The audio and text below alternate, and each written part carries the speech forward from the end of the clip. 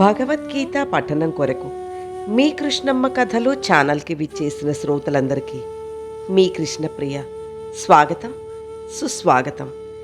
ఈ వీడియోలో మీరు శ్రీకృష్ణార్జున సంవాదం అనే వచన భగవద్గీత నుండి 18వ అధ్యాయం మోక్ష సన్యాస యోగం 2వ భాగాన్ని వినబోతున్నారు. మొదటి 17 అధ్యాయాలను 18వ అధ్యాయం మొదటి భాగాన్ని వినని వారి కోసం డిస్క్రిప్షన్లో వాటి లింకులను ఇవ్వడం జరిగింది. ఇహ వినండి. మోక్ష సన్యాస యోగం 2వ భాగం. అర్జునుడు ఈ విధంగా అడిగాడు, అయితే భగవాన్, జీవునకు మోక్షం ఎట్లా లభిస్తుంది?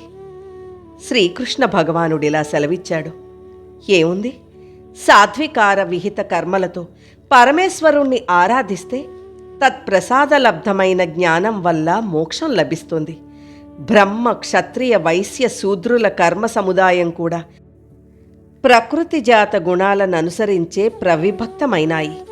ప్రకృతి జాతమంటే ఈశ్వరుని ప్రకృతి అయిన త్రిగుణాత్మక మాయ. వర్తమాన జన్మలో కార్యాభిముఖమయ్యే పూర్వజన్మ సంస్కారం స్వభావజాతాలైన గుణత్రయం వల్లనే బ్రాహ్మణాదుల కర్తవ్యాలు విభజింపబడుతున్నాయి. ఆ వివరాలు విను. శమం, దమం, తపస్సు, శౌచం, క్షమం, ఆర్జవం, విజ్ఞానం, అస్తిక బుద్ధి, బ్రాహ్మణ స్వభావజాతాలు, శౌర్యం, తేజస్సు, ధృతి, కార్యదక్షత, యుద్ధంలో పారిపోకుండడం, దానం, ఔదార్యం, శాసింపగల శక్తి, ఇవి క్షత్రియుని స్వాభావిక లక్షణాలు. కృషి, గోరక్ష, వాణిజ్యం, వైశ్య స్వభావోచిత కర్మలు, సేవారూపక కర్మ శూద్ర స్వభావోచితం. అవి తమ వర్ణమునకు ఆశ్రమానికి చెందిన కర్మల్లో అభిరతుడైన నరుడు జ్ఞానయోగ్యుడు. స్వకర్మ నిరతుడెట్లా జ్ఞానయోగ్యుడో చెప్తాను విను. ఏ సర్వాంతర్యామి అయిన పరమేశ్వరుని నుండి ప్రాణుల ఉత్పత్తి, కర్మ ప్రయత్నం సంభవిస్తున్నదో, ఎవడీ విశ్వమంతటా వ్యాప్తుడో అతణ్ణి మానవుడు స్వీయ వర్ణాశ్రమ కర్మానుసారం అర్చించి సిద్ధి పొందగలడు. అర్జునుడిలా ప్రశ్నించాడు, భగవాన్, కేవలం వర్ణాశ్రమ కర్మాచరణం వల్లనే నా సిద్ధి?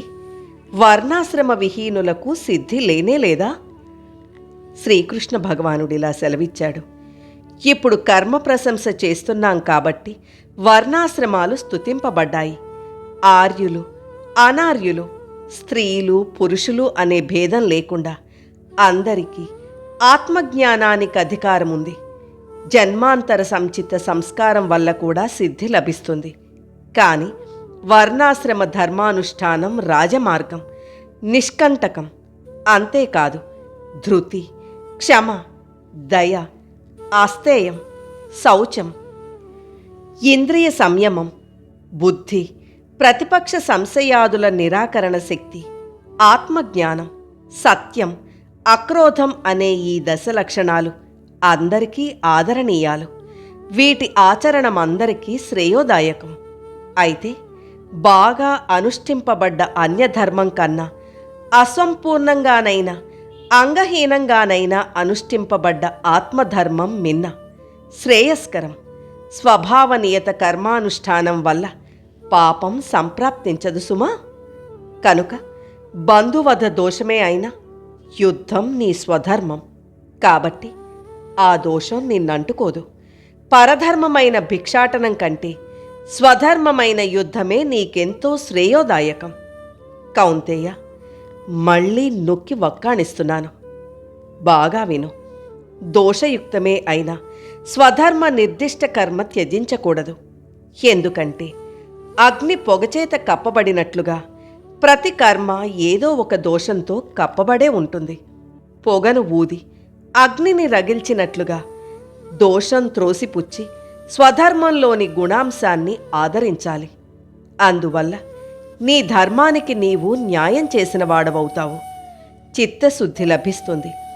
ఏవం విధంగా స్వధర్మాచరణం వల్ల లభించిన చిత్తశుద్ధి మూలంగా సర్వ విషయాల్లో ఆసక్తి పోయి అనాసక్తి అభివృద్ధి చెందుతుంది. సంయత చిత్తుడవు కాగలుగుతావు. భోగాకాంక్ష నశిస్తుంది, సమ్యక్ దర్శనం ఏర్పడుతుంది. సాత్విక త్యాగం చేత సర్వకర్మ నివృత్తి బలపడి బ్రహ్మజ్ఞానం పొందుతావు.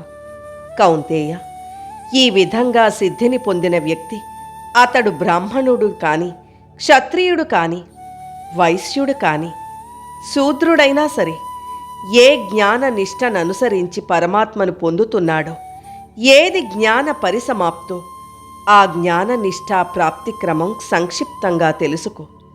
ఆత్మే బ్రహ్మమనే నిశ్చయాత్మక విశుద్ధ బుద్ధితో, ధైర్యంతో శరీరేంద్రియ సంఘాతం సంయమించి, శరీరావసరానికి గాక తక్కిన శబ్దాది విషయాలు త్యజించి, అనవసరమైన రాగద్వేషాలు కూడా విడనాడి, నిర్జన స్థానవాసి, మితభోజీ ఐత్రీకరణాలు నియమించి, ఇతర కర్తవ్యాలేమీ లేకుండా నిత్యము ధ్యానయోగ పరాయణుడై వైరాగ్యం అవలంబించి, దేహేంద్రియాల మీద ఆత్మబుద్ధిని, ఆగ్రహాన్ని, యోగ బలగర్వాన్ని, కామాన్ని, క్రోధాన్ని స్వీకరించకుండా విడిచిపెట్టి అపరిగ్రహుడై శరీరం పట్ల, జీవితం పట్ల మమతాగంధ వివర్జితుడై శాంతచిత్తుడైన వ్యక్తి ఇహజీవనంలోనే బ్రహ్మజ్ఞానోపలబ్ధికి సమర్థుడు. అటువంటి సమర్థుడు, ప్రసన్నాత్ముడు. అతడు శోకింపడు, కాంక్షింపడు. సర్వజీవ సుఖదుఖాలు తన సుఖదుఖాలుగానే భావిస్తాడు. అతనికి నా యందు పరాభక్తి ప్రాప్తిస్తుంది. ఈ పరాభక్తుడు నా సవిశేష నిర్విశేషతత్వం గ్రహించి అద్వైత చిన్మాతృణ్ణైన నన్ను ఆత్మరూపంలో సాక్షాత్కరింపచేసుకుంటాడు. ఈ సాక్షాత్కారం వల్ల నా యథార్థ స్వరూపం గ్రహించి వెనువెంటనే నాలోకి ప్రవేశిస్తాడు. జీవత్కాలంలోనే మత్స్యరూపుడవుతాడు, అంటే పరమానంద స్వరూపుడవుతాడు. సగుణ బ్రహ్మ యొక్క నిర్గుణ భావం పొందుతాడని చెప్పవచ్చు. ఎల్లప్పుడూ నిత్య నైమిత్తిక కర్మలన్నింటినీ స్వర్గాది ఫలాపేక్షతో కాక నన్నే ఆశ్రయం చేసుకొని అనుష్ఠించే వ్యక్తి నా అనుగ్రహం వల్ల సనాతనము, అక్షయమునైన స్థానం అందుకొంటాడు. కాబట్టి వివేక బుద్ధితో ఐహికాముష్మిక కర్మలన్నీ నాకు సమర్పించు. మత్పరుడువు కా, నన్నే పరమ పురుషార్థంగా సంభావించు. బుద్ధియోగం అవలంబించు. నిరంతరం మద్గత చిత్తుడవు కా. మద్గత చిత్తుడవైతే నా అనుగ్రహం వల్ల దుస్తర సంసార హేతువులన్నింటినీ అతిక్రమించగలవు. ఇట్లా చేయకుండా దురహంకారంతో సంచరిస్తే పురుషార్థ భ్రష్టుడవవుతావు. వినష్ఠుణ్ణి అయినా సరే కాని బంధువులతో యుద్ధం చేయనని శఠుడవై అహంకరిస్తే అది భ్రమమూలకం.